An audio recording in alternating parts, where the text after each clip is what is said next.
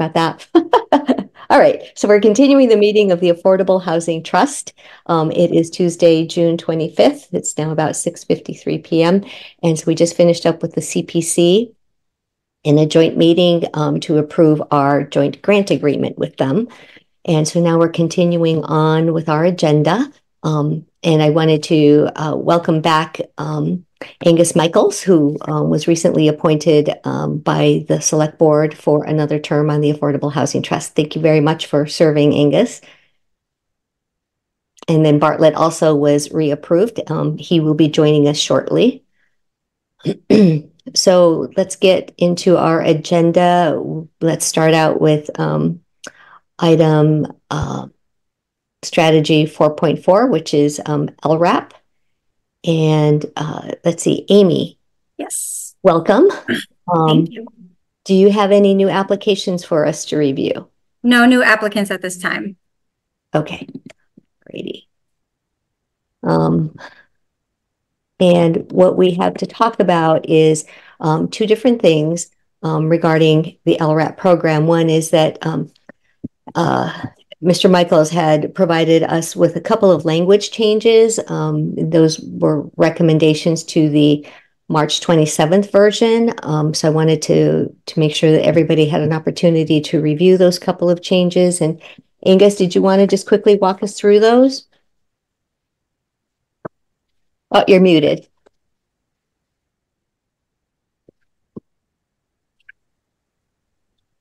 As soon as I can get my documents straightened out up on the screen here, but would you like me to start then?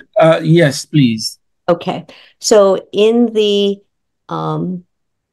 guidelines under section number 2, paragraph 3, it says participants are eligible for a maximum of 3 years of assistance subject to funding based on their individual program entry date.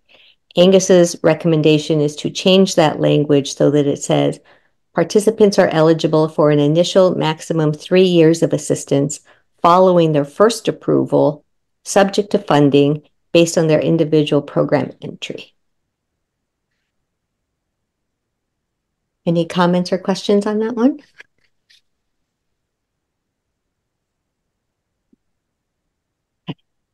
So then can you repeat the change just one more time? The change is in reference to following their first approval. So it says participants are eligible for an initial maximum 3 years of assistance following their first approval, subject to funding based on their individual program entry date. Okay. Thank you. Yep. And then the second change recommendation is under section number 3, application process, first paragraph. It says currently participants will be able to renew their assistance annually for a maximum of 3 years. And it says subject to an eligibility review, and then in parentheses, review and renew date is in red. And you wanted that to be removed, is that correct?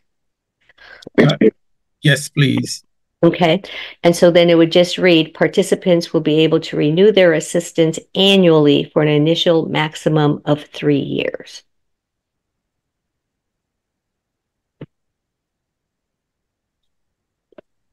So any questions or comments on that?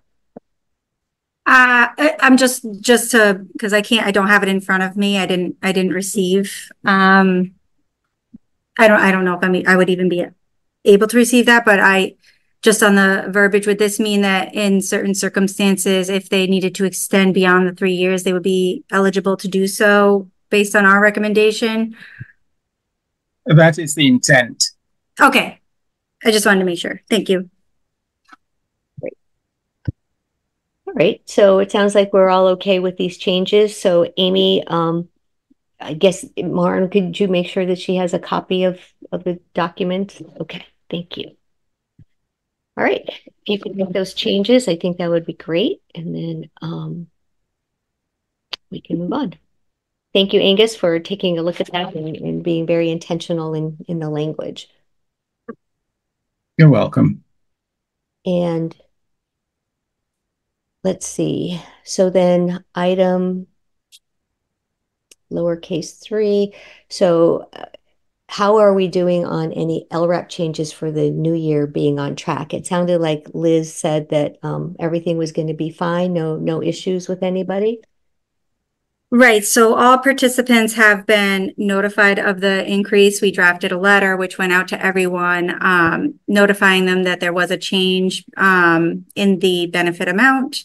In addition to that letter, additional agreements were sent out, the tenant agreement and the landlord agreement, noting the change in the benefit amount that would be provided through the Affordable Housing Trust. So they all received that. We're slowly receiving all of those agreements from all the participants and their landlords. And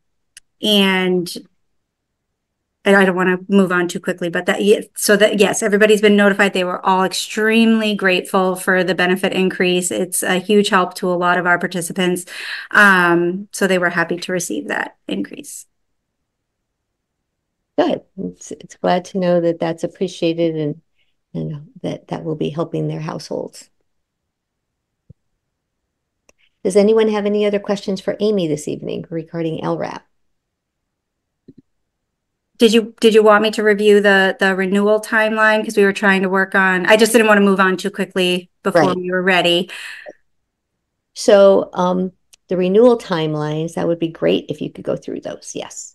Okay, so we determined that participants who had recertified prior to April 2024, that they would need to complete the recertification packet to get everyone on the same review timeline. So this would be anyone that would be coming up for renewal, but anybody, so like I have some folks that had renewed in January, February, and March. So those that had renewed prior to that, where I might not have their 2023 tax return on file, which is one of the documents that's required if they file.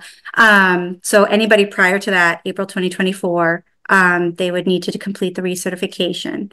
So we reviewed this with those that need to recertify individually, and they've been sent everything, and we're waiting on receiving their updated applications and supporting documentation. We're hoping to have all of that information for the next Affordable Housing Trust meeting. Okay, great. Mr. Rambacher, I know that you had a bunch of questions about timelines. Where are you on this right now? So I talked to Liz and she said this was a work in progress, but we didn't actually talk more about it. I think lining everything up is a great plan. So I think what Amy's suggesting is great. So. Okay.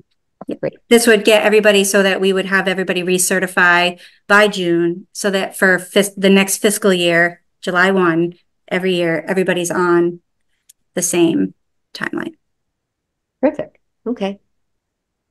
Well, it's as we had planned, so it sounds like it's going to work out okay. Terrific. And how is it on you all in terms of workload? Is it creating issues, or everything is still worked out okay? It's usually just like initially determining the protocol and how you want to, implement it. So once you get over that initial hump, it's usually smooth sailing. So good. I like that. Okay, terrific. All right. Well, thank you for that update, and we'll see you back here in July for an update as well. And I think maybe what I'll make sure to do, Lucia will listen to this and do the minutes, but if Lucia can make sure to get you a copy of the minutes and meeting invitations as well, I think that will be really helpful. Yes, great. Thank you. Thank you. Any other comments, questions, folks? Nope. Okay. All right, well, we're going to keep moving along then. We are not going to address the strategy 2.1 Durkee Farm because Bartlett isn't on board yet. So we'll wait for that. So we're going to go on to strategy 2.3 King Street Common. And so since our last meeting, the planning board made its decision on amendments to the King Street Common special permit. If you have the document for strategy 2.3, Go ahead and open that up and I can walk you through it. The first 3 pages are from the decision and show the anticipated phases of the project. And during the planning board meeting, Rick said that the 40 senior units were anticipated in phase 3. So I asked that statement be placed into the final decision because there needs to be at least a documentation of this in a sense of urgency of when they actually get built so that they aren't just kind of pushed out. So then the next page after that shows the scenarios for 1, 2, and 3 bedrooms. And this was one of the scenarios that I had shared at our last meeting.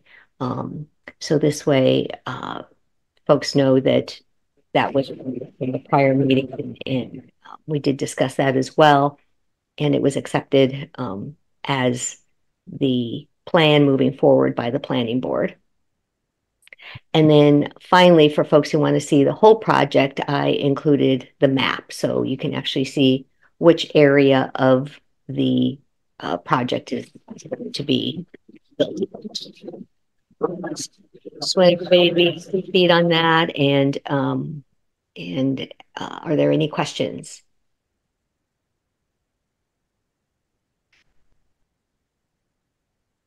Nope. Everybody with that understanding? Okay.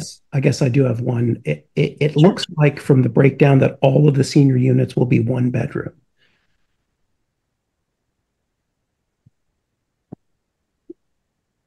Because if you look at page 11, yes, the 40 units at 30 to 60 AMI for seniors are all in that 1 bedroom category. Is that correct? Yeah, that is correct. Okay. And that's, I mean, I don't necessarily have a opinion about that one way or the other, but and I assume that this is beneficial to the Lupoli company because they will be the smallest units. But I'm just wondering if that was taken into consideration or if there was any discussion about that. Hello, Mr. Bartlett. Welcome. Hello. Thank you. I apologize. The state needs a decent public transportation system. Well, it's good to see you. Welcome back. We are currently discussing King Street Common, and Mr. Nordhaus just brought up a question regarding the 40 units, 30 to 60% AMI for seniors, that they are all 1 bedrooms. And as I recall, they've always been 1 bedrooms. Is that correct to your recollection? That's my recollection also. Okay. And Marin, to your recollection? Yeah. Okay. And I think that was our intention, is that I don't know. I mean, that's just what I remember that we. Yeah. I don't necessarily have an objection. I just wanted to make sure that that was something that we had considered and not something that the developer had insisted on. So that's fine. And I think part of that where the idea that if folks need 2 bedrooms, that there are still other affordable units up to 80% AMI. And so that if folks wanted to have 2-bedroom units, there would also be that option, because anybody who meets the eligibility would be able to apply for those other units. It could be 2 and 3 bedrooms. Yeah. All right. So that's King Street Common. I do know that Kim and Sue and I had a brief discussion talking about ideas for polling seniors about whether or not these 40 units should be dispersed or concentrated. Kim or Sue, would you like to chat about that a little bit? Thank you. I think the biggest thing that we figured out was that we just need to ask and how to do that.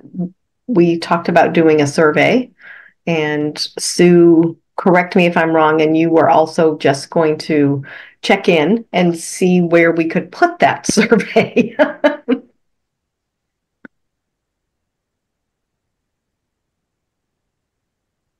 Right.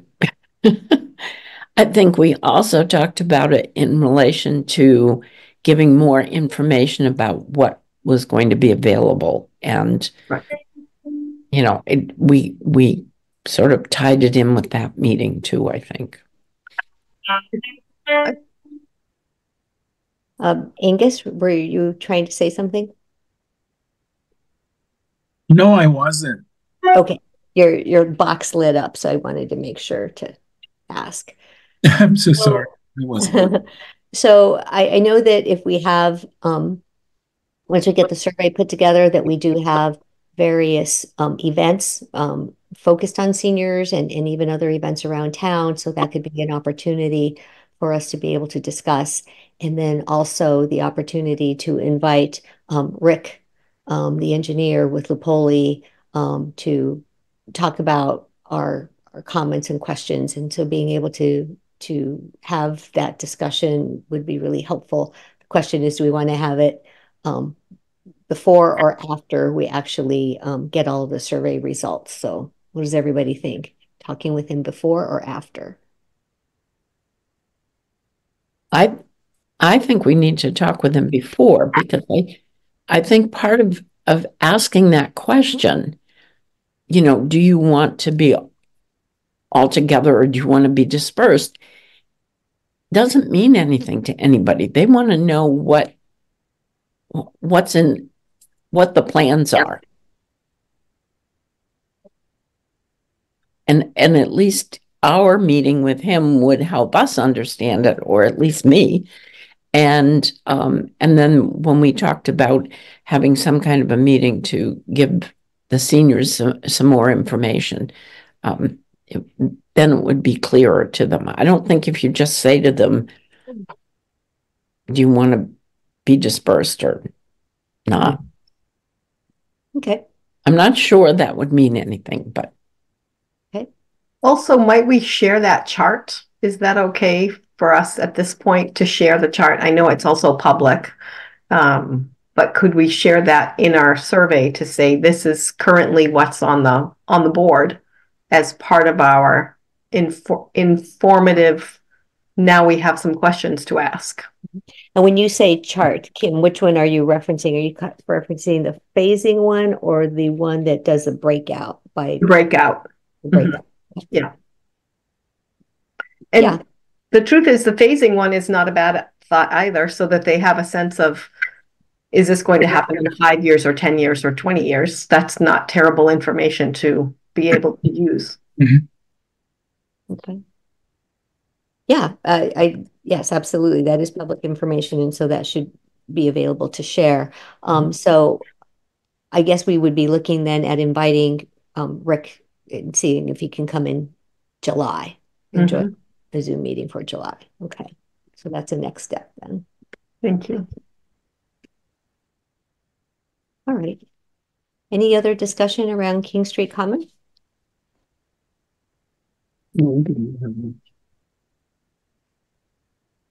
Bartlett, I'm sorry, did you say something? No. No, I didn't. I just threw it to see if I had any comments, and I don't. So. Okay, great. Well, earlier when we started this meeting, I said welcome back to Angus for being reappointed. So I'll say that to you as well. Welcome back for being reappointed. Thank you. We appreciate having you and all of your time and great ideas. It took me all of 30 seconds in town hall to get sworn in. Good. So let's go back then to strategy 2.1, which is Jerky Farm, now that Bartlett is here. And so, Bartlett, if you would like to provide us with an update, that would be great. I assume you've already gone through the grant agreement, and that's all been resolved. Yes, the grant agreement was done during the joint meeting with PC, and it was approved. Yeah. Very little progress there. I talked to a person named Elizabeth whose aunt and uncle had lived in the farmhouse. And her aunt and uncle, when I spoke to her, were in Florida and were supposed to come back to this area. She was going to get them to talk to me about it, about the house and barn. I called again today. I left a message. I didn't get any answer. I have not heard from them. She did say that there are two wells on the property, one between the house and the barn and one in back of the barn. The one in back of the barn is sort of generally located inside of a stone circle. There's also a cesspool, and somewhere on the property there's a watering pond, a pond where her grandfather, I guess, used to get water for the animals. And she said he would drive his fire truck up there and load it and then go and unload it into the animals areas. So I really have very little to report. And I'm hoping that the aunt and uncle are back from Florida and I can contact them in the next couple of days or week. Okay.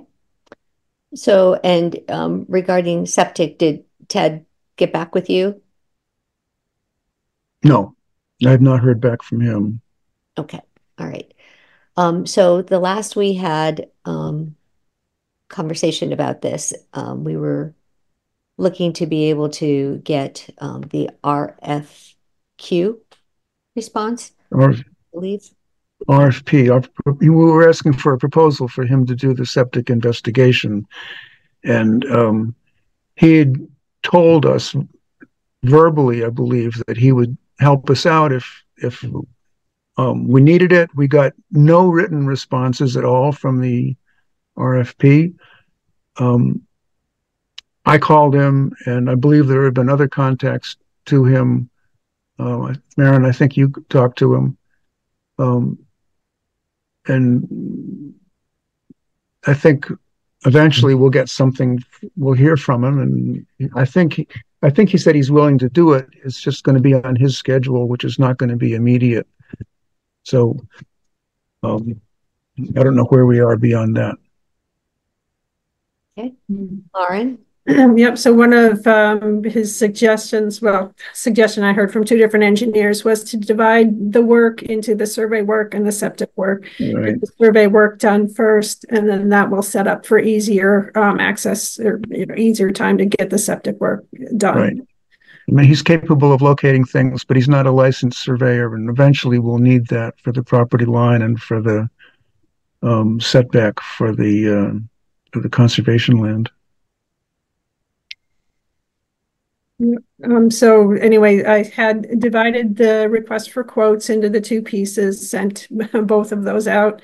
We did get the response from Places Associates, the survey team there, with a quote for this survey part of the work. Survey work, right. Okay. So that information we just got back, and so we did not distribute it to everybody, but knowing that the last time when we put out the RFQ, I believe we had set a limit, as I recall, of how much money we could spend. And if not, maybe we can do that now. Do you recall, Maren? I don't recall if there was. That's a good question. I don't recall. Survey quote is $3,000 plus $250 of associated costs if needed, expenses if needed. Okay.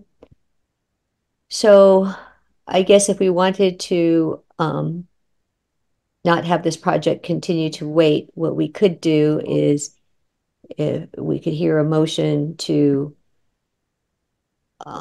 enable Bartlett and I, or Bartlett and somebody else, to review the response, and if it's appropriate, give us a spending limit of $3,300 to be able to do this if it's an appropriate proposal. So what do y'all think about that? Or we can wait till next month after everybody's had a chance. No, Maren, what do you think the odds are of getting another response? I got no feedback from anybody else on it. Okay. This particular company survey team was excited to have something to work on right away because they're waiting for a couple bigger projects to come in, and once those come in, Yeah. they won't be available. Well, I mean, they're certainly a qualified firm. So I'm happy to make a motion that we accept that dollar limit, and after review, approval of their proposal. I'll second that. Thank Okay. you. I heard a second from Mark. And that dollar limit was 3,300? 3,300. Okay. All right. So with that motion, let's see if it's approved. Kim? Yes. Angus? Yes. Sue? Yes. Mark? Yes. Matthew? Yes. And Anna's a yes. Okay. And I'm a yes. All right. So the next steps there are that Bartlett will review it along with myself or whoever the chair is going to be, and then proceed accordingly, whether or not it fits the criteria for what we're looking for. Is that right? Correct. Great. Yeah, I will review it with you, Anna, and I'll also review it with Maren. Just because I like to go into the office. Sounds good. You just make the rounds. Okay. All right. Anything else on Durkee Farm? No. Okay. Oh, I thought I heard somebody. Nope. Okay, so let's move into item D, which is G 2.5, senior housing at Shattuck Street. And Mark, could you please provide an update? You mean the Shattuck Street building? The Shattuck Street building for senior housing, yes. So there really isn't an update. The select board is, well, we were going to have a retreat on Friday that was postponed a few weeks. It's likely to be one of our goals and discussions for the year, what we're doing with the building, whether we want to rehab it or move to a different location for town hall and what becomes of that building. So there probably is going to be there's going to be a lot of discussion over the probably the next year, but probably little movement until around this time next year would be my guess. Okay. Yeah, and in going back to the discussion we just had about phasing, right? If King Street Common were to complete phase 3 by the end of 2029, then, that's still 5 years away. So from a timing perspective, that gives plenty of opportunity for the town to discuss and decide. So thank you for that information. And when is the retreat postponed till? I believe it was the 17th of July. Yes. 16th or 17th of July. Okay, great. Thank you, Matthew. Anything else on that? Great. All right, so moving into item E, which is Tehadawon Road. And so on June 6th, it was the deadline for respondents to the RFP for building out at 87 Tehadawon Road, and that's the actual address of the site. Habitat for Humanity was the only respondent, and you received that response in your meeting packet. Mark is currently the lead on that project, and we've spoken with Maren and Jim about it. And so, Mark, I'll turn it over to you to lead this part of the discussion. Sure. Town council looked at the response. It was determined to be valid. Anna and I met with Maren and Jim, and we're talking about the financials. So the project basically, Habitat is planning on building 2 houses at a cost of, I think it's like $518,000, and planning on selling them for. There's a 3-bedroom unit and a 2-bedroom unit there, so a total of 5 bedrooms for the duplex. So they meet all of those requirements. They're going, the project's costing like I said, like 518, I think it is. And they're looking for funding for $350,000 from that of that amount, basically, roughly. Some of it will they will be asking the Affordable Housing Trust through the CPC for that money. We're not sure how much they're actually going to ask for from the CPC. It's up to 250,000 of that amount. Is their request. The project, the contribution from the town also doesn't include basically the cost of the land. They will be buying the acreage off of us for $1. So we're already in for the cost of the land plus whatever they're asking. The units will be turned around and sold by Habitat. They will hold the mortgage at a 0% interest rate. They're going to be selling the units for roughly $200,000 each. So the project has a net loss of roughly $100,000, a little over $100,000. So Anna and I have been talking about how the finances work and how much we as an Affordable Housing Trust and CPC should be contributing to this project, considering if you take the project at $500,000, add in the cost of land, it's a $700,000 project. We're already in for $200,000, so we're 2/7 of the project. What percentage is a reasonable amount for the town to be contributing for these 2 units? I don't know if that pretty much sum it up, Anna? Yes. Did I miss anything? Nope, that's a good summary.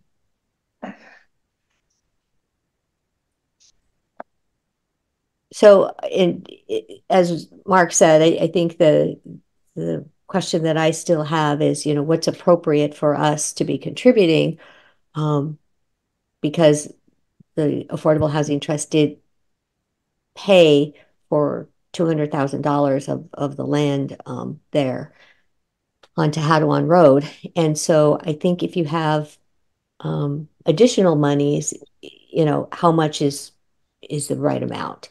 And so it would be great to be able to hear your input. If it's a large amount of money, then we have to consider that in light of what we currently have and other projects that we might want to take on as well. So what are your thoughts about that piece? I'm going to have to think about that. When I originally reached out to them, my approach was, what is keeping you from building houses? And the response was, well, we don't have enough construction managers. So if you can hire a construction manager, we can cover the rest.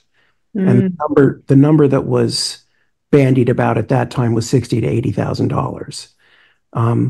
My gut says if the Affordable Housing Trust paid $280,000 total for 2 built houses, I think that's a pretty good deal in Littleton. $140,000 for a low-income house feels like an amount that we can afford. I think if we're up now into $450,000 for 2 houses, that might be more than we can afford. I realize we have a big piggy bank, but it's not what I expected. I guess it's still an inexpensive house in Littleton, so maybe it's still okay, but it's different from my initial understanding of what was going to happen. And that understanding that you had was from talking with the head of the Habitat for Humanity herself. Yeah, executive director, Carolyn, the executive director. Yeah. Now, that was never formalized. There was no contract documentation of any kind. It was like, but we said we had that conversation, and I brought it back to the trust as, hey, this seems like a reasonable thing for us to do. We have money to do it. We're going to get into it for under $100,000. Okay. I had not considered the cost of the land as part of that. Okay. Thank you, Matthew, for that input. Maren, you have your hand up? Thank you. I have heard that there was some question about how much the town should be participating in this, as if this was a developer's proposal. This is definitely the town's development, the Affordable Housing Trust looking to assure that this development moves forward. I don't think it sets any precedents as far as what type of participation the Affordable Housing Trust might consider if these units were, for example, required as a special permit from the planning board, or it was, how the Affordable Housing Trust might participate in a developer's proposal rather than a town proposal. So I think that gives the trust a lot of leeway in how to look at this particular development. Okay, thank you. Angus. Yes, I'm not a mechanical person or anything. I'm just looking at numbers. And if we're going to put out all this money and the whole thing goes out as a loss, I'm not entirely sure we should be funding an escalating elephant project that's going to eventually lead to a loss. I don't really know how the costing went up from 200,000 to 500,000, and then it's going to be sold for 400,000. We do have funds, but we are supposed to be good stewards of the funds. I don't know whether this is a good use of affordable housing money. Perhaps if those monies were put into what the Lupoli company is doing, maybe we could get more units out of it, maybe 4 one-bedroom apartments and benefit for seniors. I'm at a loss. I'm not entirely sure whether I should be supporting this or not. That's my submission. I would say, one advantage of this is that these would be deed restricted, I believe, forever. And they would be affordable units, standalone units that are full houses and not rental apartments. So I think that is actually a pretty big advantage, given that there's not much inventory of inexpensive houses in Littleton that are owned by someone who has a low income. Right. I kind of agree with Angus that I have just a question about how and why the numbers change so much. And I would like to go back to Habitat and ask them why the numbers are so different from what was initially suggested. And there may be a valid explanation. I was thinking that because this is a blue state with a lot of rules. They have to use licensed people to do all of the, wiring and plumbing and so forth. But they are proposing to use students from the tech school.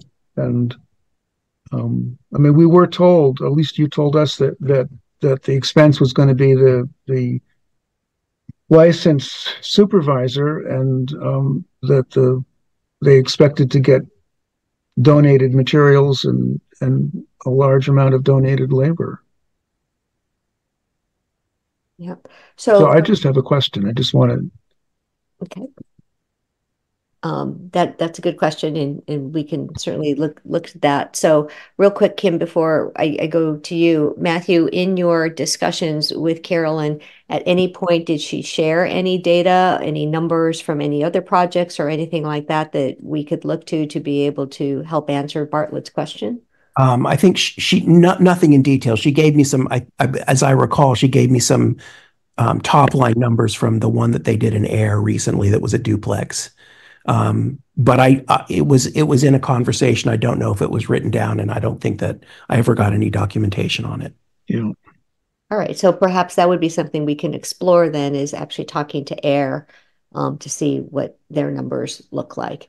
Because typically speaking, in any kind of project work where there are bidders, one of the things that is helpful to look at is, well, is our contribution similar to that of what other projects have been like? You never want to be the low one, you never want to be the high one, you kind of want to be somewhere in the middle, right? So finding out more information, I think, would be helpful.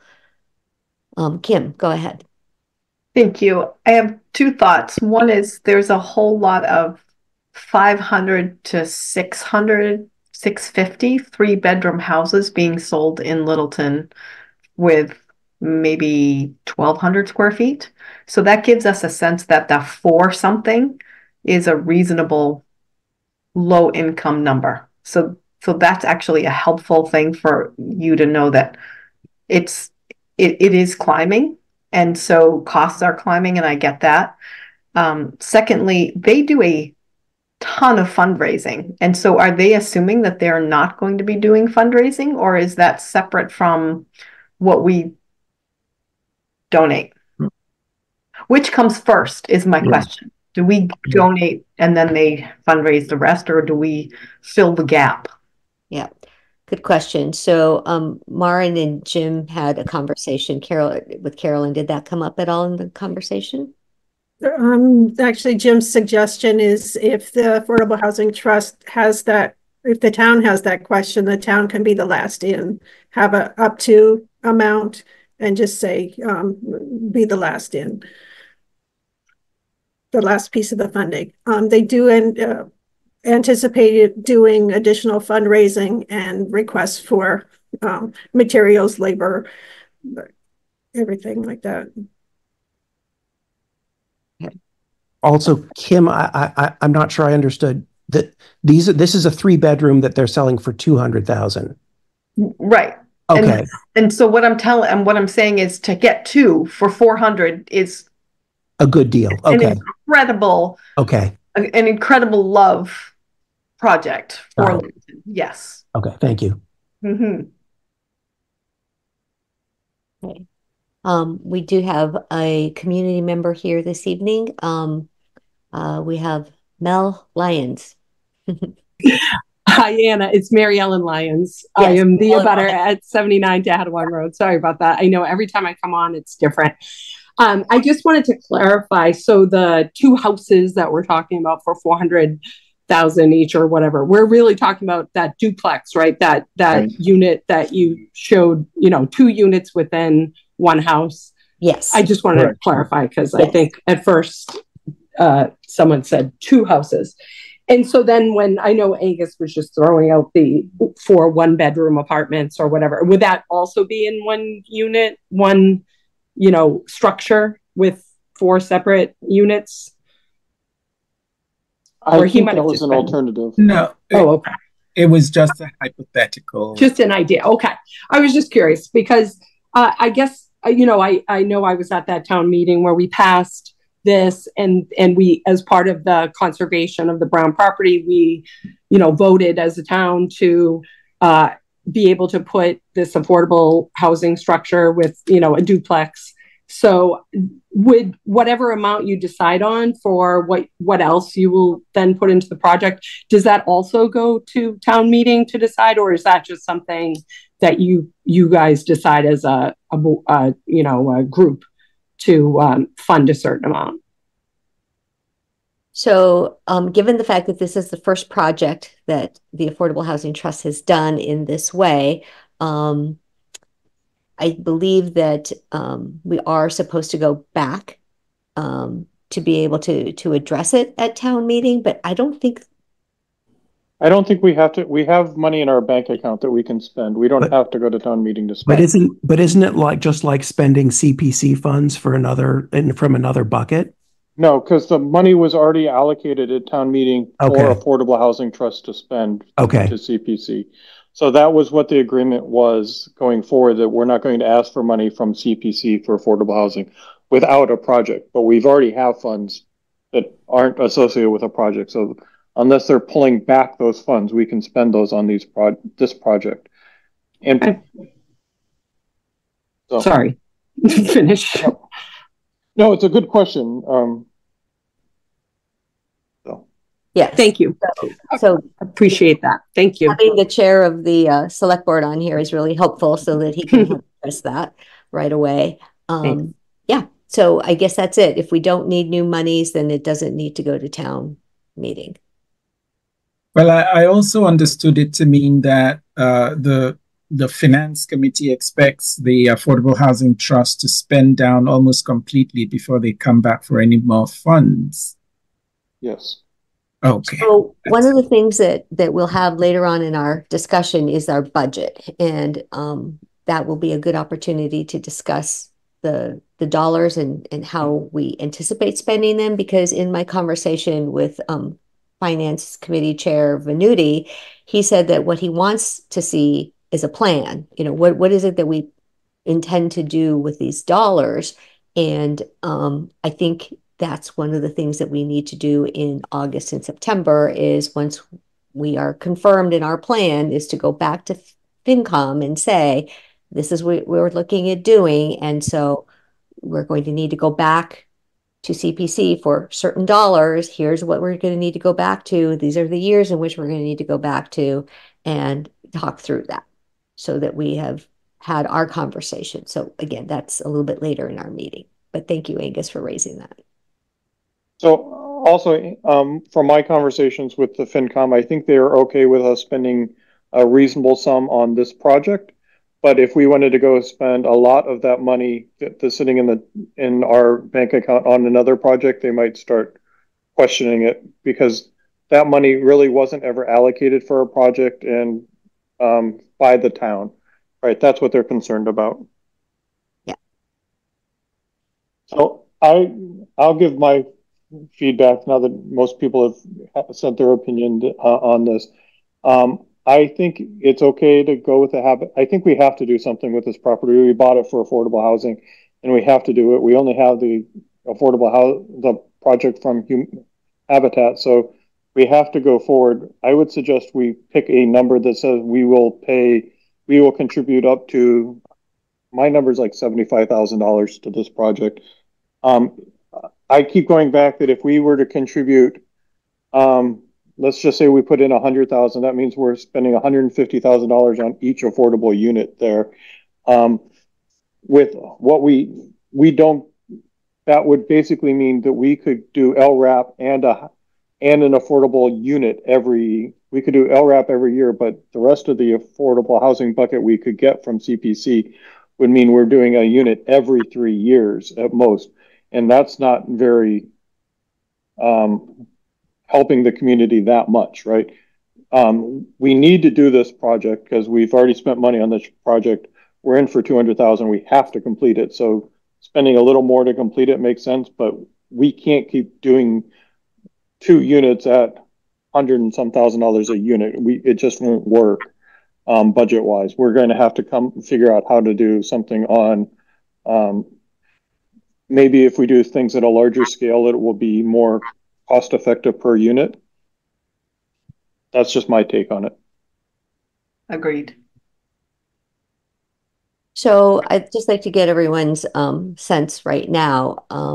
Would you like us to come back to the trust with information of what other towns have done with projects using Habitat for Humanity, and come back with kind of a range of numbers, and then we can take a vote on it, or not? Or would you rather do something else? I would be comfortable with voting tonight, and I would suggest that Mark's number of 75,000, I would probably go to 100,000. But I think that is a reasonable sum of money, given that we've paid for the land already. And then, if Habitat feels that that's not going to make this a tenable project, we can reevaluate. But it feels like a $150,000 per unit is still a pretty good price. I'm fine with 100,000. I also think we need to figure out what Maren said is being the last in. So we'll contribute the last 100,000. Exactly. Yeah, absolutely. But make it a commitment, because the Habitat will need that commitment to do other fundraising. Right. Sure. If they go to people and say, listen, the town has put 300 into it, then people will know that it's a going project and that they should contribute to make it, put it over the edge, past the line. So I'm fine with that. Yeah, I would agree. Like, we commit to up to 100,000 last in.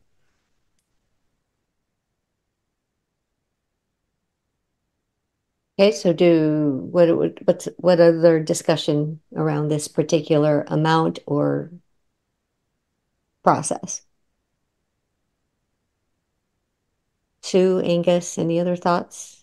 Kim? So I believe it makes sense to proceed, given the amount of time and money that's been expensed already, as was previously stated. And we just have to firm up the numbers and know exactly what we're getting in for. The numbers did climb significantly from the previous assessment. So we need to know what we're in for. I mean, we could say 100,000 and then they come back and say, well, we're stuck. We need another 100. What do we do? So we have to firm up the numbers somehow. Perhaps maybe getting numbers from other communities like Anna stated. So that's my position. So I think we can sign the contract with them and saying that we will contribute up to $100,000. And if they come back for more, they have to do all the fundraising before they start, right? So we're not going to be in from, if they can't raise all the money, they can't do the project. So it'll be obvious fairly early, I would assume, whether this can work or not. There's other ways, by the way. So there's other ways that the cost of the project might be coming down. Like there's talk of having the septic system donated. The town could potentially waive all the licensing and permitting fees, right? So the project may come in under their budget. I don't know how much contingencies or wiggle room is in their budget either. So, but we can negotiate with them to say we will put in the last 100,000. That's what we will commit to. Okay, sounds reasonable. I have a question. I don't know if it's for Anna or Marin or this group, but the other thing that has to be part of whatever we're moving is who's negotiating this? Is it Jim, Marin, myself? We need to authorize someone to carry this out, right? It's probably Jim or Marin, I would assume, that's actually working this through, but I don't know. Or is it Anna as the chair? I just don't know. Great question. What if we ask town council? Can you ask Tom what he recommends? Okay. My guess is it's based on the amount of funding that's being discussed. And I think at that level, it needs to go to the town administrator. But that would be a good question to confirm. Yeah. I think it's going to be the TA as well, but we can always ask. Mm-hmm. So that's the one thing about being on the Affordable Housing Trust right now. You get to be groundbreakers because the town hasn't done this before, or the last Habitat House was decades ago. So yeah, we'll learn a lot from this project about what we want to do and not do moving forward. So thank you for all the questions. Do we have the people around us who did that before?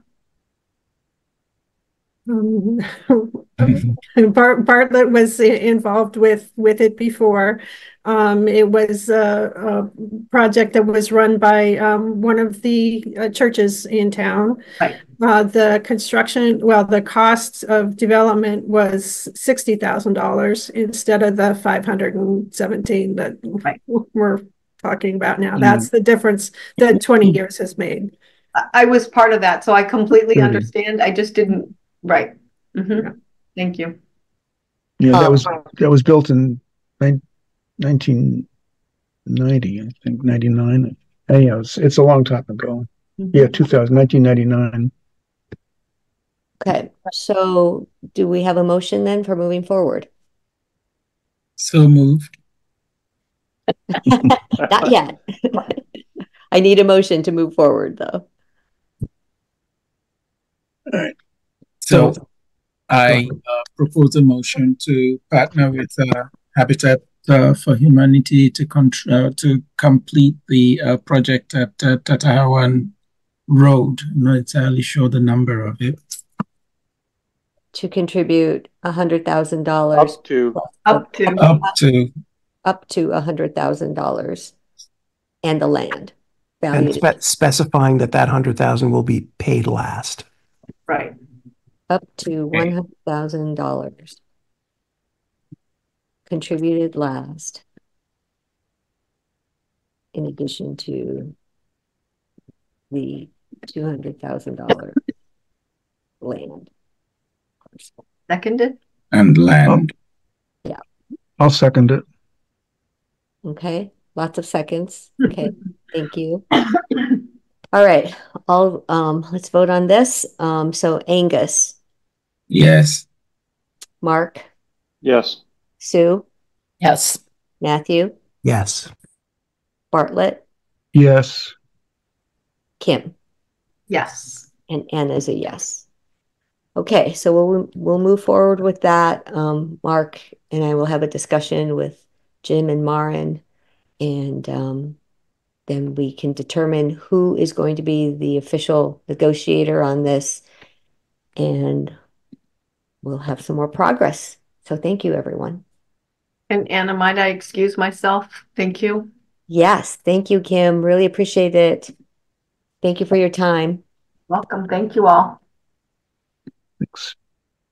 Okay, so the next topic, then we're on to F, which is town-owned land. So 2 weeks ago, we had a conversation with Mark, and I had a conversation with Jim about town-owned land, and so I'm anticipating that as part of the retreat, there can be a discussion item regarding this as well, because if there is a parcel or two of land that can be contributed, that could be a project down the road. And the reason for bringing this up now in 2024 is that it will take time, a good amount of time, for select board to go through the process, and then to go through the process for town meeting. And so, as you can see, it could very well be a lengthy process.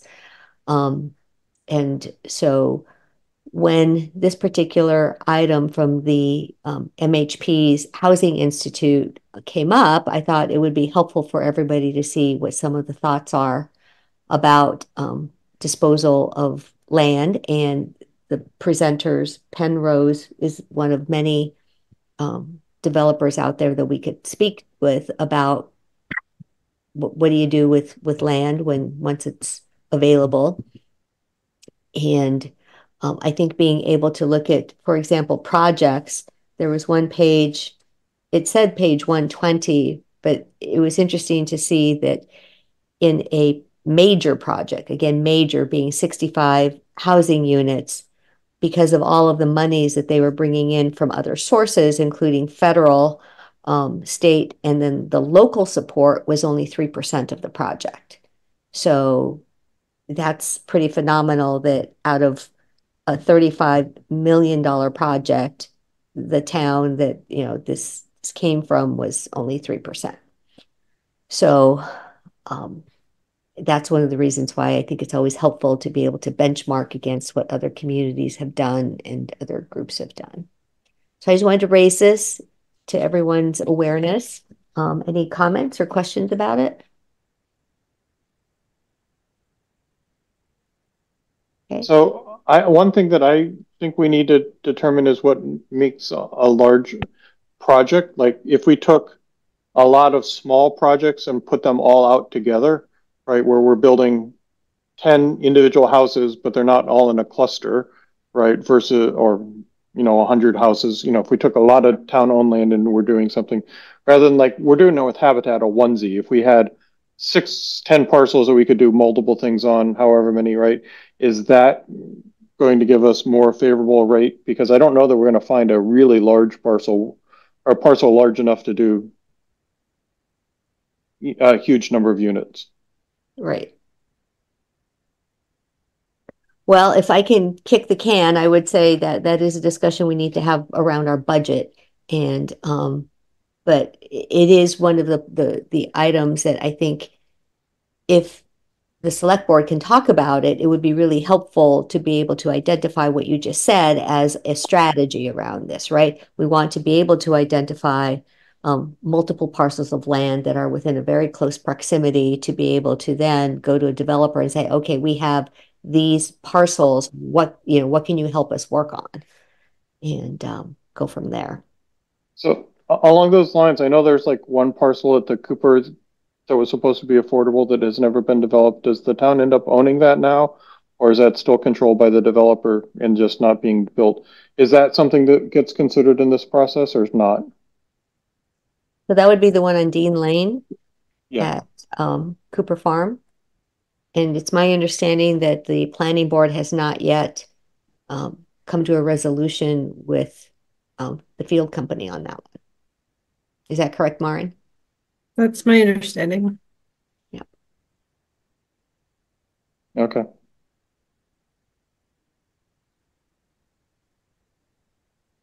So it does continue to be on our list, so to speak. Okay. So, Mark, I guess I would ask as a next step is if the select board could add this to its discussions, that would be very beneficial to us again, because this was going to take a lot of time and it's not like it's going to happen tomorrow. Okay. Thank you. All right, so next topic, also related to housing and what's available. Mark had asked the question as to whether or not Affordable Housing Trust did in fact want to consider any of the antique homes at 31 Shattuck Street, 245 King Street, which is actually 242 King Street, or the Orchard House for affordable housing. I think the last time this question came up, we discussed it a little bit, but we weren't quite clear about why we would or would not want these houses. From my perspective, I think it's because each of them is more than 100 years old, and our board voted in December that we would not accept homes that were considered antique. So I wanted to ask again, what do you all think?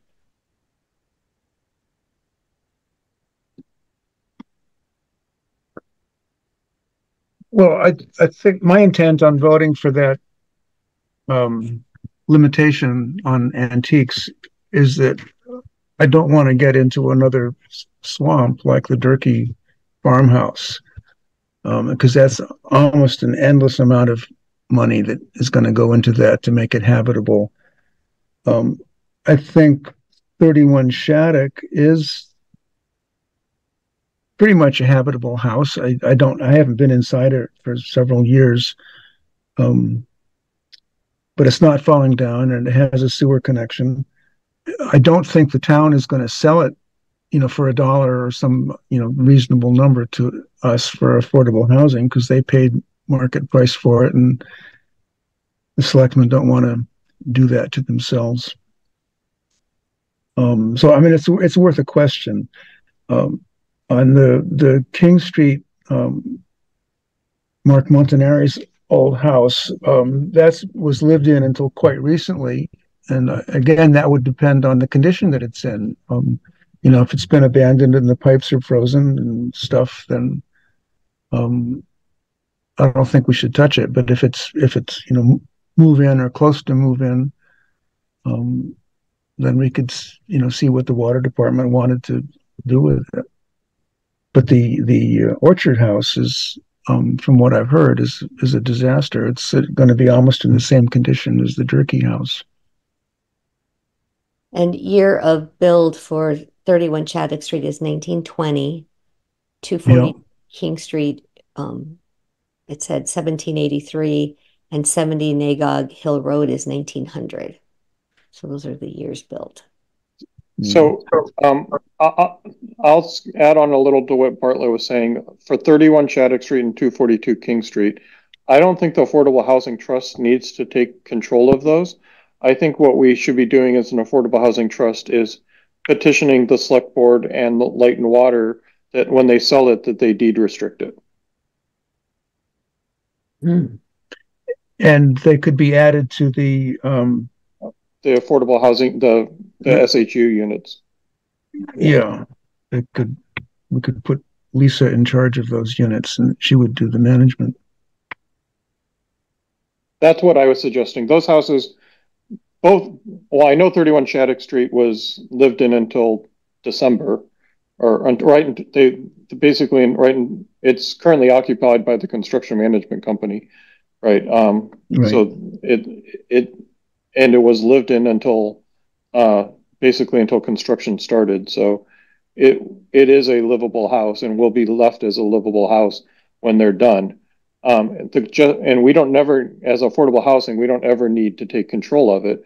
We just need to decide if we want to advocate to the powers that own that house, which would be the select board in the case of that one, and the water department in case of 242, to ask them that when they sell it to consider deed restricting it.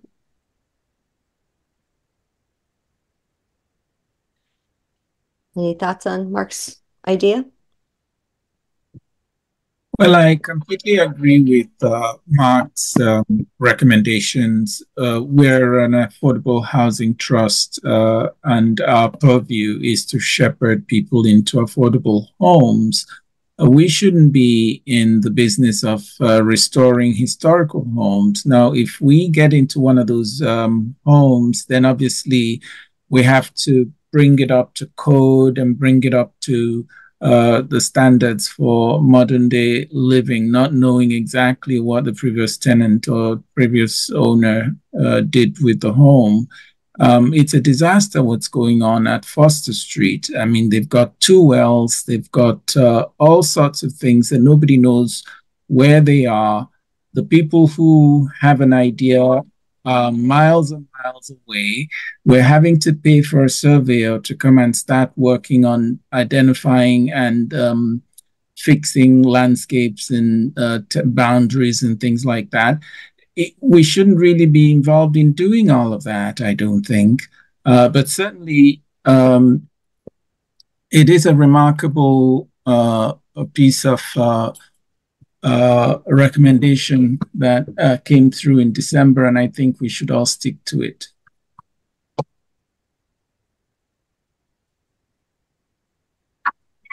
Any other comments? No. Okay. So, so where we are then is, Mark,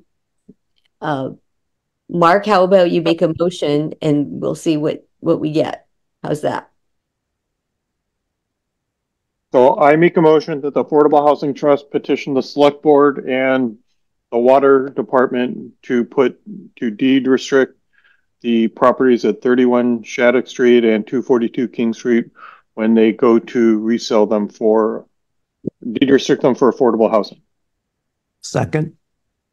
Okay. Yeah. All right. So let's vote on this motion. Let's start with Matthew. Yes. Mark. Yes. Bartlett. Yes.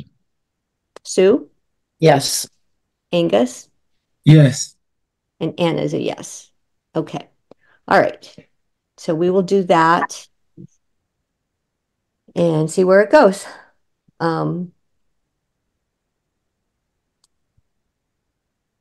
We can go ahead and so as a next step, Maren, would you be able to help me draft a letter, work with me to draft a letter to that effect? Mm-hmm, certainly.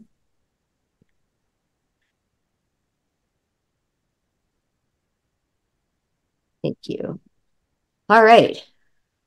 The next item on our agenda, again related to land,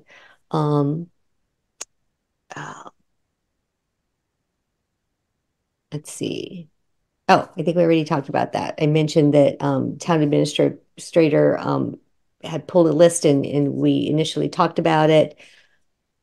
And I think it's just really important, as I've stressed to the town administrator, that the reason for asking for town-owned land is that if it's not being used, then that can be our contribution to the project. So in the case of the Tahadawon Road, we actually paid for that land. In other cases, if town truly isn't being used and we didn't pay any kind of acquisition fee in modern times, then, you know, that's a different story. And then it makes our contribution valuable. And then we can perhaps contribute more money. So that's one way to look at it. All right.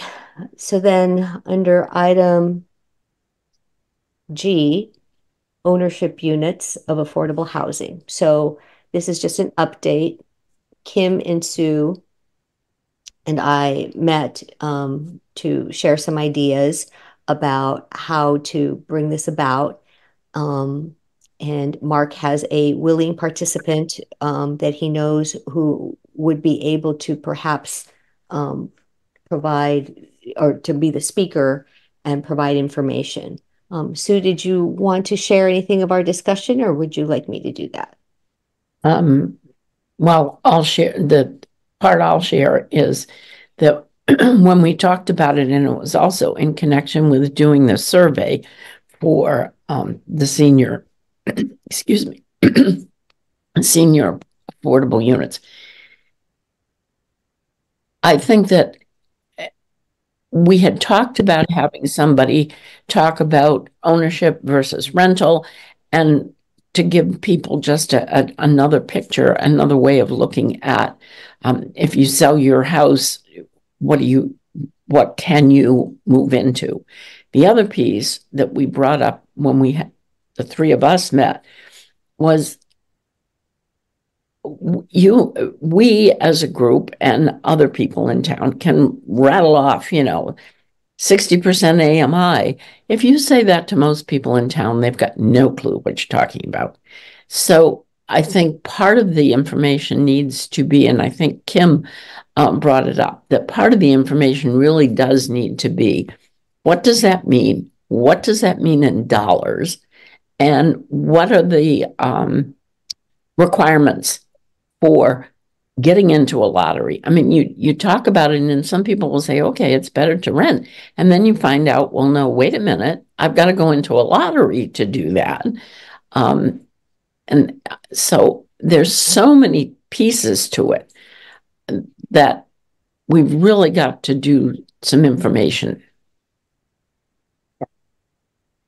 And that would be a lot of prep work that would need to be done on our part to be able to do that. And so, as Sue mentioned, if we had somebody come in and speak, it would be really helpful if they could say, okay, here's 3 examples of somebody who wants to downsize, but they needed something that's deeply affordable. We have somebody else who needs something that is affordable, and we need somebody else who can pay market rate.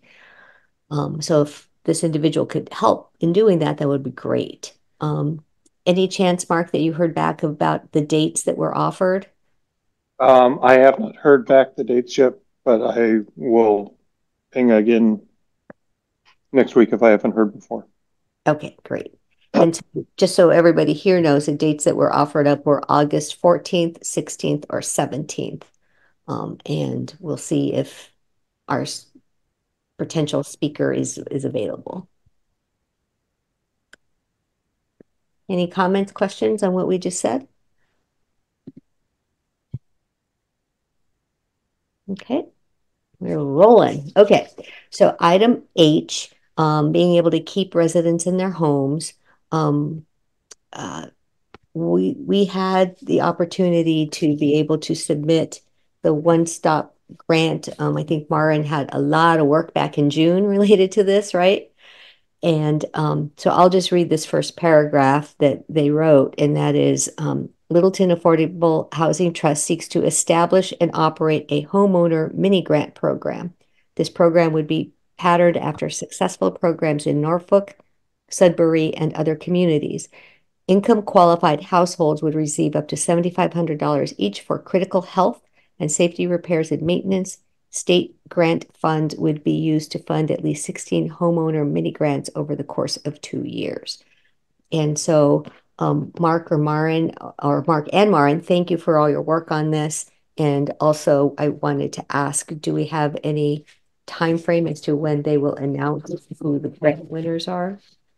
Yeah, grant announcements are usually late October, early November. Okay. Any and thank you. It was really exciting to be able to work on this one. Well, you do have the magic touch with grant writing, Maren, so maybe you worked your magic on this one too. We'll cross our fingers. All right. No comments or questions? All right. I'll volunteer someone else to write the next grant. Don't volunteer me. Yeah, Mark, no more volunteering anybody else. You can only volunteer yourself. Okay, so now we're going to get into some board business. So we have first up to review the consortium contract and decide if we'll renew it. So everybody got a copy of the emails from Maren regarding the Assabet Regional Housing contract. And so I know I just had a couple of questions with this, and then we'll open it up to other questions as well. What are the housing partnerships and our trustees involved in those? You're coming through garbled. Could you ask that again? Sure. What are the housing workshops and are trustees invited? The housing, all of the meetings and workshops are open to the public. So yes. So we just need to be told about them or informed about them. Okay. Yeah. That would be really helpful. Mm-hmm. And it talked about the monitoring, that Littleton affordable units are being monitored. So which ones and when? These are all of the ownership units, correct? Any of the ownership units that aren't otherwise monitored. I think they do cover all of the ownership units. No, I'll take that back. The units that off of Loxley have a different monitor. So, and those monitoring letters are sent out once every year. And then, so my last question is if the Affordable Housing Trust benefits from this, how does it benefit from it? And if not, then should somebody else, some other bucket in town be paying for it?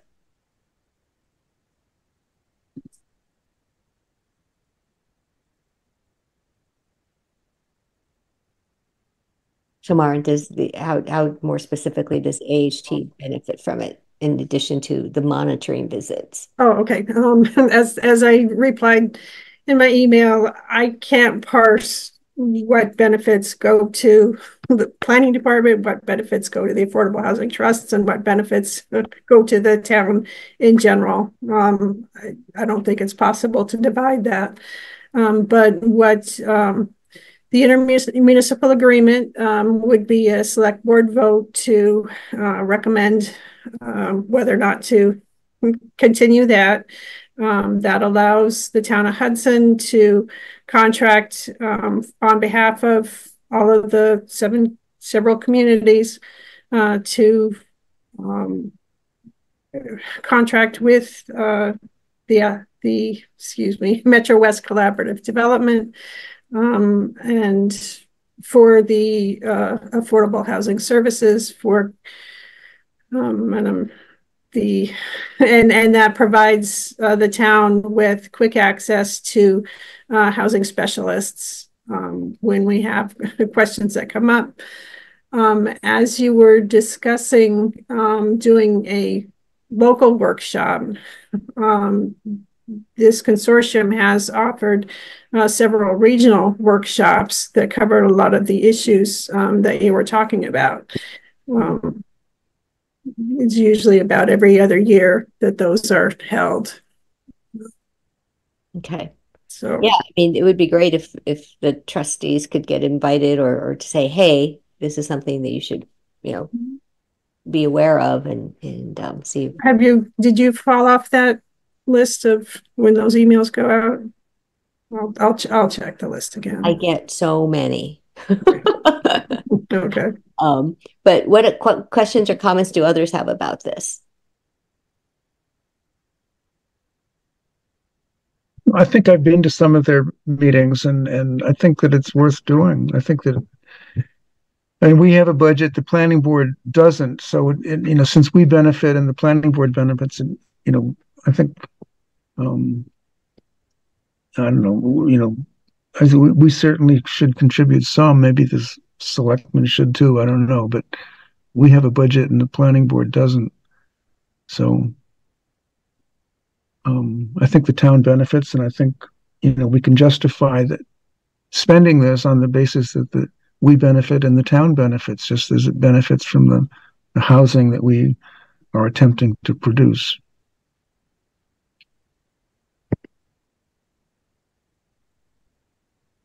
Okay, so Maren had sent this to Bartlett and I to review, and so I'd like to put it up to see if we'd like to support this, endorse it, so that when this goes to the select board, they have our comments on it. So any other comments? I suggest we support it this year. Going forward, I suggest that we get it in front of the CPC and ask the CPC to support it next year out of the Affordable Housing Trust bucket to make sure that it is an appropriate use of CPC funds and that they would support it. And then if not, then we can petition it through the select board or through the normal budget process. But there's not $6,000 sitting around in another budget line item to come up with this at this point. So if we want to do it, I believe it's $6,000 a year, right, Maren? $6,000 for the 3 years. Okay, so two different things. This is a qualified community housing expense, and CPC, before there was an Affordable Housing Trust, CPC did pay for Littleton's participation in the consortium. And then second, the anticipated costs are somewhat reduced because now we have more communities. So it's probably about $4,000 a year, depending on how many specialist hours we reach out for. Okay, so based on all of that, I suggest the Affordable Housing Trust pay it out of the CPC.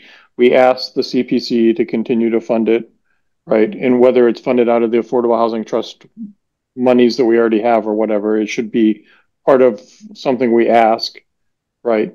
And then we also present it as something to FinCom and say, this is something that we're spending CPC money for that the town could be spending. So this is something that, another reason why the town should be doing the blended funds for the CPC, because we're basically saying we're saving the town this money. Or if the town were to spend this, it would cost the $4,000 or the $6,000, whatever it is. But when we're doing it through the CPC, it's really costing much less to the town because of the match. So it makes more sense for it to be paid out of our bucket, regardless of where it's actually funded, where the CPC gets their funds. Okay. Thank you for thinking that through. So do we have a motion to support this? I'll make a motion that we spend $6,000 from the Affordable Housing Trust to rejoin up to $6,000 to continue our membership in the consortium. I'll second that. All right. We have a motion. Angus. Yes. Mark? Yes. Bartlett? Yes. Sue? Matthew? Matthew Nordhaus? He's... Did Matthew step away? Okay. And Anne is a yes. So that is 1, 2, 3, 4, 5 5 yeses and 1 abstention. No, I am sorry. I was having trouble with my microphone. I'm a yes. Okay, all right. So 6 votes to support this for renewing for another year. Thank you very much, everyone, for that conversation. All right. So next 2 things, just really quick, wanted to make sure that everyone is aware. So this is the Municipal Affordable Housing Trust Fund Operations Manual.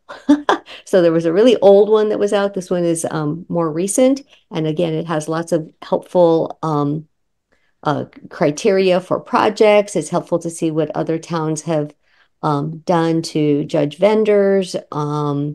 And then also their terms of funding, how that's awarded is also really helpful. So if you got some time, that's really helpful to go through.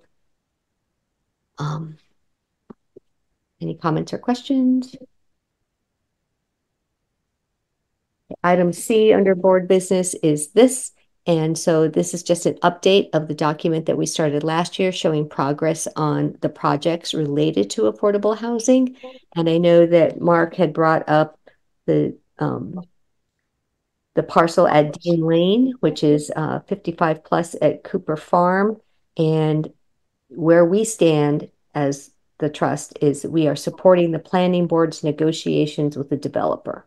So it's really in their hands. And if there's any kind of recommendation or comment that you would like Bartlett and or I to make at the next planning board meeting, let me know now and we can do that.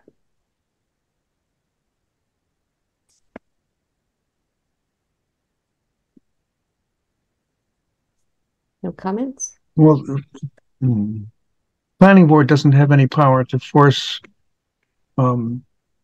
acquisition of that piece of property, does it? No, I think it just the planning board, I think, would reopen discussions with the field team if it chose to do so. Is that correct, Maren?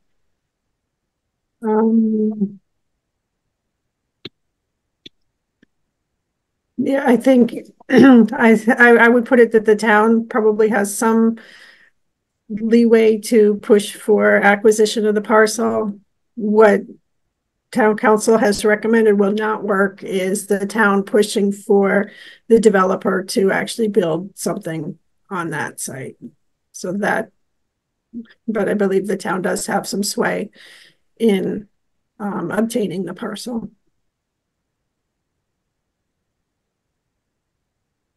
So can we make a motion to recommend to the select board that they pursue that course? I think the larger question might be who would be best to pursue that. Well, that's true, but that could be a topic that perhaps is discussed at the planning board retreat. Suggestion. I have a question. Yes. The Cooper Farm is well advanced in their buildings and everything. Is there the agreements or the contracts are going to granting affordable housing units? Is there a time limit within which these units should be built? Or it's just at the at the will of the developer? The Cooper Farm Estates is complete. The developer has stepped away from it. They've sold all the units and they're refusing to build the last affordable unit. There were time frames placed on when the affordable units would be built and sold. And right, there's 16 units. Originally, the plan was for 16 units in that area, and I believe a quarter of them were supposed to be affordable. So they built 3 and then 1 affordable, and then 3 more and 1 affordable. And they built the last 3, and they came to the planning board and said this unit has to be a market, or it's the end of the world. And we said, no, it has to be affordable. And they basically, after some shouting, walked away from it and left it. So they still own the property. All the other properties there have been sold. And it's just a vacant lot right now. Mhm. Is that a fair summary? No, yeah, and a little process was a little confused by, well, I won't say confused by, but add on top of that, the sale of the farmhouse there. Right. That was the trust did end up receiving $350,000 for when the farmhouse was sold. So the developer feels that that was their contribution to affordable housing. Yeah. So really Meanwhile- about the breach of contract here, and is the Town council's been all over this up and down, and just, yeah, I've been involved quite a bit. Then what's the town attorney saying about this? That's that was town council's opinion that it would be very difficult for the town to force the developer to build an affordable unit at that, or build anything at that site. Wow. So the developer owns it and is paying taxes on that lot. No taxes because it's a condo lot. Yeah, I had this conversation with yeah, so it's okay. So let's do this, because I know that we are nearing the 2-hour mark, and how about we recommend to the planning board that they please discuss Dean Lane at their retreat, because it's kind of out of our hands. I mean, all we can do is support their negotiations. So does that make sense? Yep. Okay. All right. I see heads nodding. Angus, you okay with that? Sure. All right. And Mark and Matthew, I can't see you, but I assume you're okay with that. Yep. Yes. All right. Thank you. All right. So our action plan document. Real quick, I just wanted to say that I know in this meeting we had a lot of stuff, and that's because you all have been great at raising a lot of different ideas, raising different opportunities, and I want to be open to those. But if at any point you all say, you know what, Uncle, we're just doing too much, I'm with you, okay? In every committee or every group like this, we need people who are working on it. And as long as you all are, committed to continuing to work on projects and you feel that we're advancing on our goals, then great. If you feel like it's too much, say Uncle, okay? And we'll just kind of do it that way because it feels like we're doing a lot and we're trying to make sure that we're addressing the need. I think on page 10 and 11 of the plan where it shows, what the gap is, it's pretty clear, pretty obvious that we still have a gap, particularly with the deeply affordable, less than 60% AMI, and we need to keep trying to focus our efforts on how are we going to address the needs of folks in that particular bucket. There are some edits, minor things, a comma here, an S there, nothing major. And then a couple of the pages had the new financial documents slipped in. And then, so before we move into the budget, I just wanted to ask any comments or questions on any of the editing that was done. I had a comment on page 17, which is the 5-year budget estimate. You've got this is down at the bottom under expenditures. You've got the Durkee Farm, but I don't see the Tehadawon project. Is that in there somewhere? You're on page 17. Okay. Yeah. All right. I'm bringing it up. Sorry about that.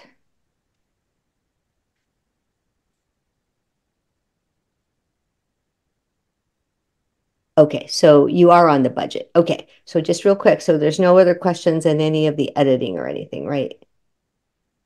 Okay. Well, yeah, no, nothing serious.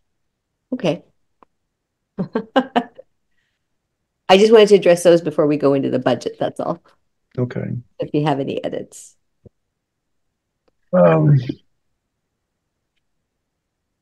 Anyone else? Nope. Okay. All right. So regarding the budget, so here's the way that I attacked this from the standpoint that I tried to get your feedback at the last meeting and be able to then incorporate that so that we can talk about this. So using the example from another town that Maren had given to us, and also from that new MHP document, what this does is it takes our current dollars and then adds any dollars that we think we're going to be getting for the year, and then subtracts out any of the project work that we're going to be doing. And so the reason why, to Bartlett's point, in the first column where it says fiscal year 23-24, the Durkee Farm project is in there for this year because that's what we paid for the property insurance and then the $50 acquisition. Okay. Then next year, again, assuming that we still have the property, we're paying for insurance on that. The reason why Tehadawon isn't in here is because, let me see here. And this is part of where having this conversation, and I don't know, Maren, if you're able to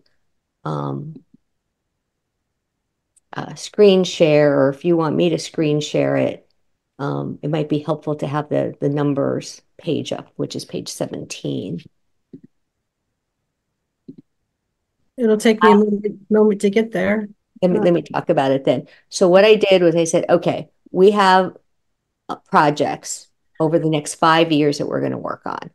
We have small projects, and again, this is all a straw man. It can all change based on what you prefer to do. Small project means it's less than 5 units. A medium-sized project means it's between 5 to 19 units. And then a large project would be more than 20 units. And I put these out there. I said, okay, as an example of a small project, if we were to do a small project, maybe we contribute $50,000 to a small project next year. Maybe there's a mid-sized project, in this case being Tehadawon, because I think there's a total of 5, excuse me, not Tehadawon. Tehadawon would be the small project of $50,000.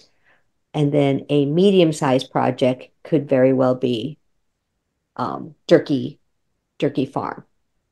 Then maybe next year, following that, maybe we can get another small project going and we contribute another $50,000. And then in 26-27, oh good, here they come. Yep. So you can see from here that the project, so I'm now in column, if you could just scroll it down a little bit so we could see the years, Maren. There you go. Thank you. And then, so under fiscal year 26-27, I said, well, what if there's a really big project that we can contribute money to? Maybe it's the Lapoli project. Maybe it's a completely different project that the parcel hasn't even come to our attention yet. And we want to contribute big because we want to be able to get a lot out of it. Maybe we can contribute up to $750,000. Okay. And then maybe by our 5th year, we have another smaller project that comes up. That's what I did, because we have had various discussions about things based off of the 2 parcels that we currently have. But what finance committee wants to see is, how are you guys going to use your money? And what this does is it kind of forces a conversation to say, well, this would be one way of looking at it. And somebody else might say, oh, no, I don't foresee that we're ever going to do a big project. We're going to do just a bunch of little projects. Okay, well, then that $750,000 number has to come out, and we put in a couple more small projects or a couple more medium-sized projects. So this is completely for discussion purposes. Okay. Yeah. And so what are your thoughts about this?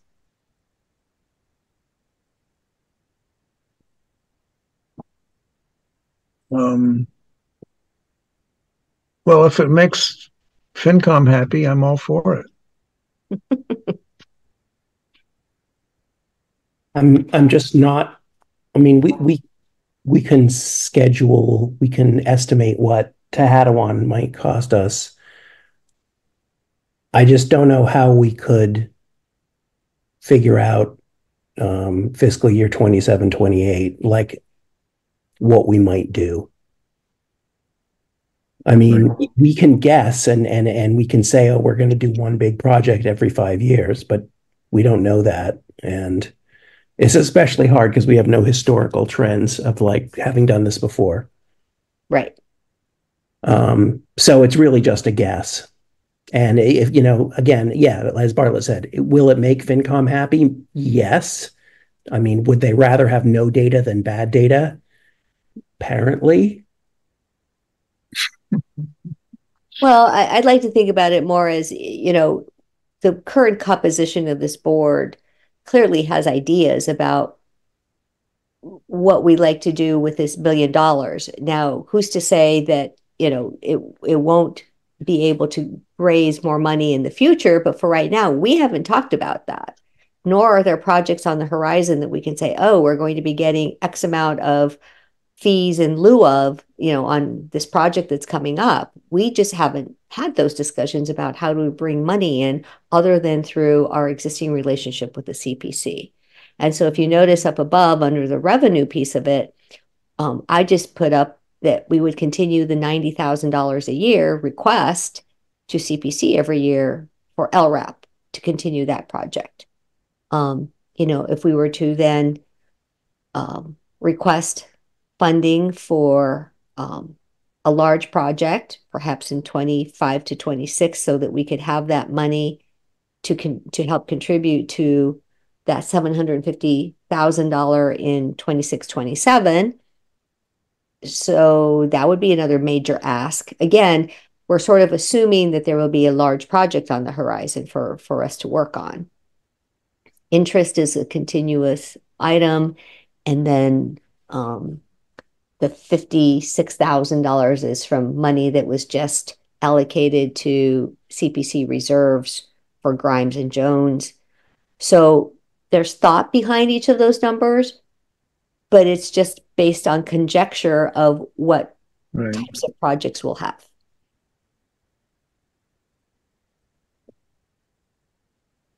So in your mind, given this $1 million, how have each of you envisioned we spend it? Little projects, a variety of projects, one big project? Big party. No. Small party. That's not allowed in CPC.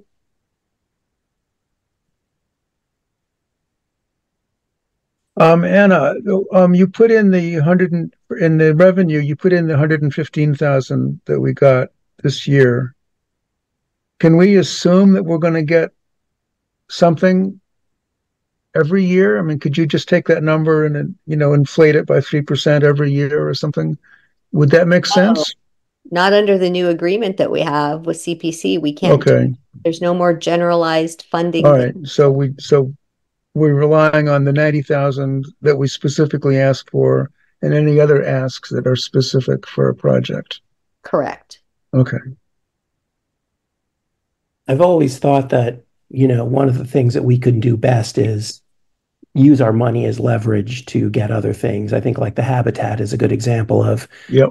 we can spend $100,000 to get a $400,000 value for the town. But I don't think that really I don't think that that declares that it's a small, medium, or large project. If we ended up spending $750,000 because the state gave us 15 million, I would say that's a big win for the town. Exactly. Right. But it's I guess it seems more likely that we would do small and medium projects. But I don't have any evidence that that's, but if a windfall comes along, we should do it. I guess that's how I would approach it.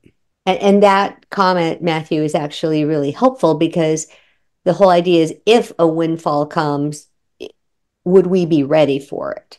Right? Because if we spend a lot of the money, 100,000 here, 100,000 there, pretty soon it's like, oh, we don't have that much money left. We certainly don't have enough to contribute to a large project. Oh, now we have to go fundraise to get monies back, as opposed to kind of saving for a big project. So that's where, again, I don't have the answers. I would love to hear everybody else's input. So the fact that you say you see more small and medium projects, that's really helpful.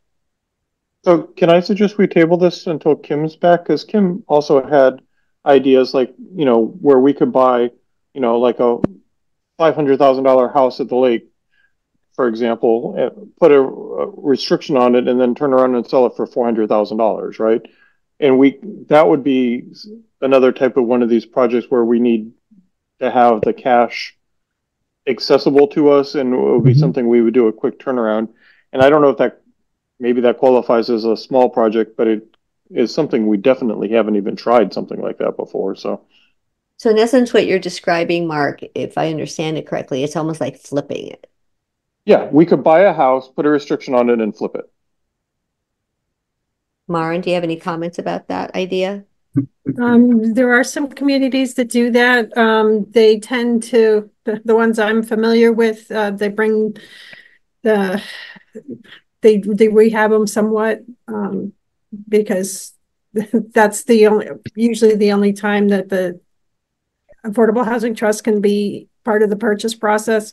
Otherwise, the sales price is too high.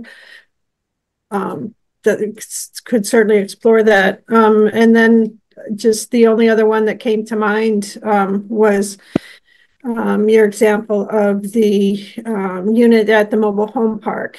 It looked like it was a unit that was extremely dated. I don't think we had ever considered, purchasing a unit there and taking the old mobile home out and installing a new mobile home, putting a deed restriction on that, and which might prove difficult, given as you're renting the slot. But sorry to jump in with a whole different idea, but it's along the same lines. Yeah. Okay. Yeah, I'm happy to table this subject. Again, we do want to be responsive to FinCom in terms of creating a budget that we can stand behind, and then going and talking about it with them. So, yep. And doing those flipping type projects might be like leading more to like becoming like a land trust or something too, right? If we wanted to do something like that. So it's just something to think about as a potential that we might be pursuing. Okay, great.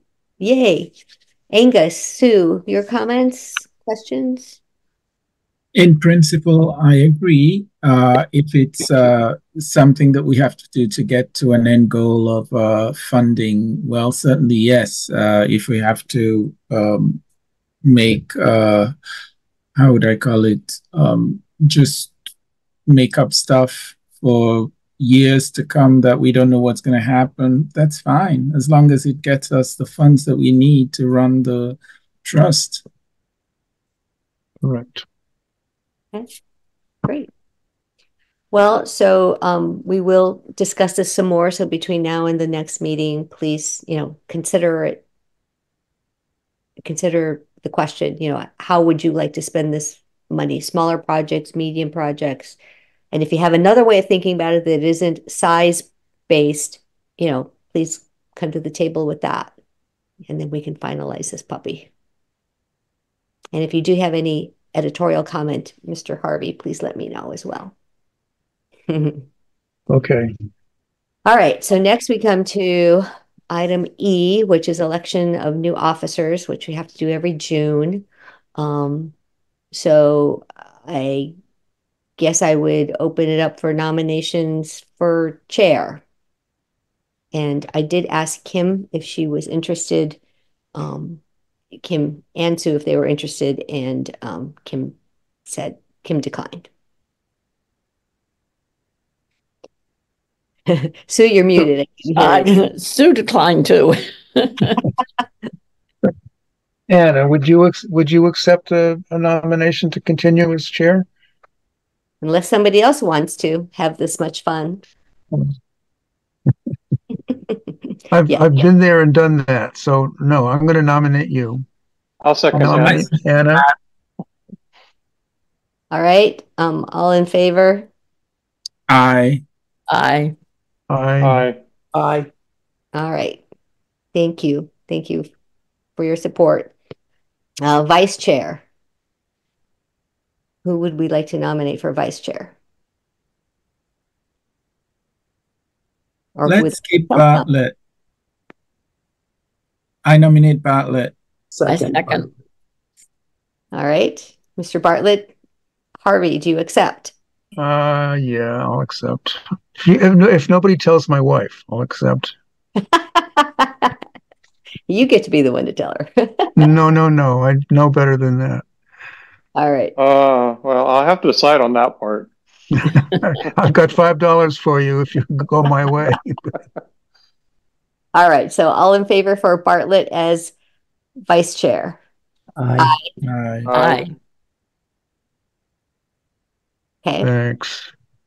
You're welcome. Thank you for serving. And Angus Michaels is our current clerk. Who would like to make a nomination for clerk? Or nominate yourself for clerk? Does Angus want to continue? Yes. I'll nominate Angus. I will second. All right. All in favor? Aye. Aye. All right. Thank you very much, Angus, for another year as clerk. All right. Maren, would you mind reporting out these changes to the town clerk? Or not changes, continuations. Thank you very much.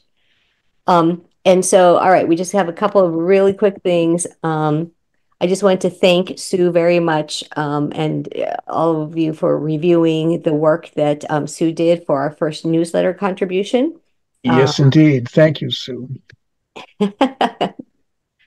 And I think we should, once we have the action plan and the budget finalized, we should go ahead and contribute that.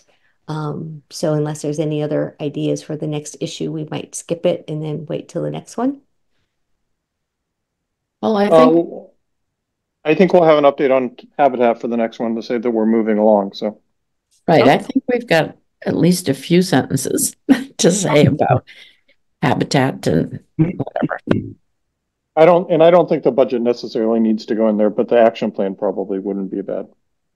Right. And that would just be the link to the action plan if people want to look at the budget. That's